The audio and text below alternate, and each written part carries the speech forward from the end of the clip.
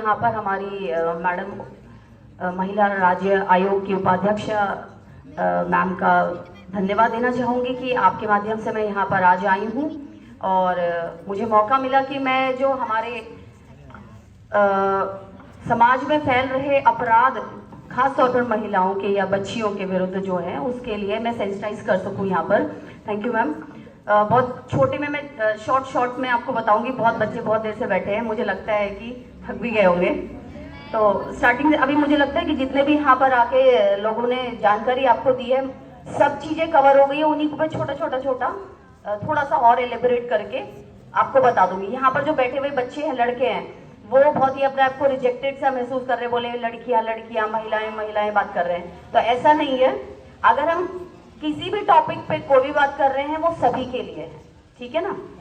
ये सिर्फ एक शारीरिक ढांचा है जो आप और हम सब लिए बैठे हैं।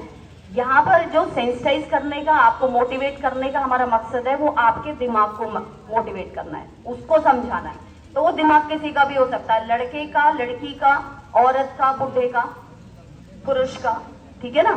तो जहां पर हमारी अभी वो बोल रहे थे ना जेंडर सेंसिटाइजेशन, तो जब जेंडर सेंसिटाइजेशन की बात आती है तो हम लड़का लड़की हमें साइड कर देना चाहिए, ठीक है। तो वहां पर हमें एक सोच रखनी है कि हमें इस समाज में अच्छे तरीके से काम करना है, गलत काम को हमें नो बोलना है और अच्छे काम को यस।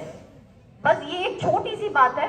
ये छोटी सी बात जब हमारे दिमाग में फिट हो जाएगी तो सारी चीजें इजी हो जाएंगी। हर एक चीज के दो रास्ते होते हैं ना, रास्ते दो, अच्छा और बुरा। हमेशा ज्यादातर क्या होता है, जो चीज अच्छी होती है ज्यादातर सबको पता होती है, और जो चीज पता होती है वहां के लिए हमारी जिज्ञासा क्या होती है, जीरो होती है जिज्ञासा। अभी सारी लड़कियों की नजर उधर है, क्या है वहां पर। मैं बहुत देर से नोटिस कर रही थी। देखो, जब तक आप चीजों को कॉन्सेंट्रेट नहीं करोगे, सुनोगे नहीं ध्यान से, आप लाइफ में कुछ नहीं कर सकते, कुछ भी नहीं। अगर आप यहाँ पर मैम को बैठे हुए देख रहे हैं, वो ऐसे नहीं बैठी है यहाँ पर।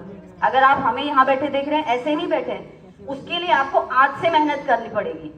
तो ठीक है ना, सुनना है आपको, जो मैं कह रही हूँ उसको सुनना है। बात कर रहे थे हम दो रास्तों की, सही और गलत। सही रास्ता जो होता है वो हमेशा आसान होता है और पता होता है कि इसमें हमें क्या चीज मिलेगी।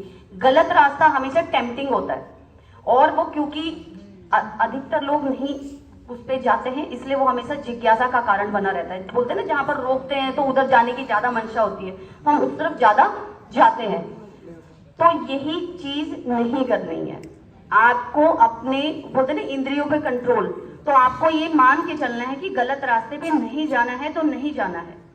वहां पर नो का बोर्ड लगा दो, अपने बस दिमाग पे लगा दो नो। और ये चीज लड़कियों के लिए बाद में बोल रही हूँ, लड़कों के लिए पहले बोल रही हूँ, क्योंकि चाहे हम कितनी भी बात कर ले, भी हम बात कर रहे हैं कि हम समाज में बढ़ रहे हैं, लड़कियां आगे आ रही है, लेकिन अभी भी वो जो हमारा पुराना वाला जो पुरुष तत्व वाला जो समाज है वो अभी भी कायम है।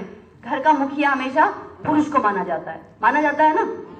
कोई बात नहीं, अगर हमारे घर का मुखिया हमारा जो पुरुष है वो समझदार है तो समाज अच्छा चलेगा। तो आपको भी बहुत अच्छे से सोचना है, सही और गलत की आपको कैटेगराइज करना आपको आना चाहिए। और आप अगर सही हैं तो सब कुछ सही है, ठीक है ना। आ रही है आपको बात समझ में? तो आपको भी हम सेंसिटाइज कर रहे हैं, ऐसा नहीं कि सिर्फ लड़कियों को कर रहे हैं। हम हर बार बात करते हैं कि अपनी लड़कियों को हम ज्यादातर क्या करते हैं, महिला डिग्री कॉलेज में जाते हैं, महिलाओं से, लड़कियों से बात करते हैं कि लड़कियों ऐसा होता है, ये अपराध होते हैं, लड़कियों के विरुद्ध ये अपराध होते हैं, और आपको इनसे दूर रहना है। इसमें कैसे हेल्पलाइन नंबर्स होते हैं, आपको प्रोटेक्ट करना है अपने आप को, आपको गलत होने की सूचना देनी है। लेकिन हम अपने लड़कों को बताते ही नहीं है कि अगर जो गलत है उसको नहीं करना है। लड़कियों पे जो हो रहे अपराध, ज्यादातर हम जब बात करते हैं तो किसकी तरफ, लड़की है ना, अपराध हो रहे तो हम क्या बात करते हैं, रेप की बात करते हैं।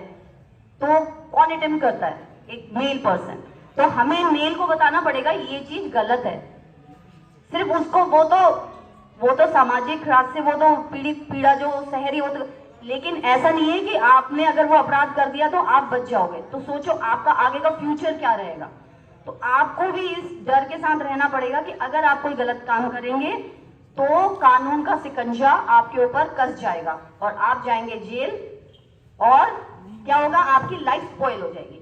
तो ये जो चीजें हैं किसी के ऊपर, ये मैं सिर्फ एक रेप की बात नहीं कर रही हूँ, मारपीट, घरेलू हिंसा, जैसे अभी बात करी थी हमने घरेलू हिंसा की, और बहुत सारे अपराध जो कि हम महिलाओं के ऊपर करते हैं या फिर हम खुद के ऊपर करते हैं। लड़के आजकल जैसे नशे के आदी हो चुके हैं, तो ये सब सिर्फ हमारे समाज में हमारी जो इमेज है उसको डाउन करता है और हमारे फ्यूचर को जीरो कर देता है। ठीक है ना? तो हमें ये जो चीजें मैंने बताई आपको, एक तो पहले बात तो रिस्पेक्ट करो महिलाओं की। मम्मी बोलती है तो सबसे ज्यादा गुस्सा आता है ना, किसी चीज के लिए रोकती है, तो रिस्पेक्ट करो, वो आपके भविष्य के लिए कहती है। आपके साथ कोई फीमेल आपकी क्लासमेट है, उसकी रिस्पेक्ट करो। बाहर कोई भी महिला है, आंटी है, उनकी रिस्पेक्ट करो। जब आप रिस्पेक्ट करना शुरू करोगे यहीं से, तो आप बहुत अच्छे रास्ते पे चले जाओगे। आपको पता है कि हम कहाँ जा रहे हैं, और हमारे समाज में ये अपराध वैसे ही जीरो में आ जाएगा। वैसे मैंने अभी सुना था, जैसे बोला आपने कि हम अपनी लड़कियों को तो बोलते हैं कि आप रात को टाइम से घर आ जाओ, लड़कों को नहीं बोलते हैं, है ना? तो हमें दोनों को बोलना है। हमें दोनों को, जब हम सेंसिटाइज करने की बात करें, हम दोनों को इक्वल लेंगे, और इक्वल लेके हम बोलेंगे। आपको खुद को भी सोचना है कि हमें ज्यादा देर, देखो, अनलेसली यूजलेसली बाहर नहीं घूमना चाहिए। ये सिर्फ आपका टाइम वेस्ट है, आपके लिए जीरो है, फ्यूचर जीरो। ठीक है ना? फ्यूचर सेंट्रिक नहीं होता। सेम में ये चीज जो हमारे यहाँ पर आशा कार्यकर्ता यहाँ पर आ रखी है, मैं इनको भी कहना चाहूंगी, क्योंकि हमारे जो ये गांव है यहाँ पर, जहाँ पर ये प्रतिनिधित्व करती है, कई लोगों से जुड़ी रहती है, महिलाओं से जुड़ी रहती है, ये हमसे ज्यादा उनको सेंसिटाइज कर सकती हैं। आज जितनी भी हमारे यहाँ पर चर्चाएं हुई हैं, ये जितना जाके उन लोगों से मिलती हैं और ये बातों को डिस्कस करेंगे, ये तो हमारा जो मैसेज है, जो हमारा मकसद है, वो और ज्यादा पूरा होगा। बच्चे हैं, अपने घर जाके पूरा करें, ये अपने दोस्तों को, अपनी मम्मी को, अपने पापा को बताएंगे, तो हमारा मकसद पूरा होता चला जाएगा। अब बात तो ये तो नॉर्मल सी बात है कि अपराध वगैरह, घरेलू हिंसा, आपका दहेज, ये सब नहीं काटेगा वो, ऊपर मत देखो। जब आप अपने लक्ष्य की तरफ फोकस रहोगे ना, तो ये सब चीजें नहीं, ये चीज आपको हम अपने जीवन में भी रखनी है। जब लक्ष्य सामने हो तो इधर उधर नहीं देखना, ये चीजें इधर उधर देखोगे तो कभी भी लक्ष्य की तरफ आप पहुंच नहीं सकते। तो आपको किसी को जो बात बता रहा है आपके फायदे की, वहां पर आपको ध्यान रखना है। घरेलू हिंसा, दहेज, यही तो अपराध आप सुनते होंगे।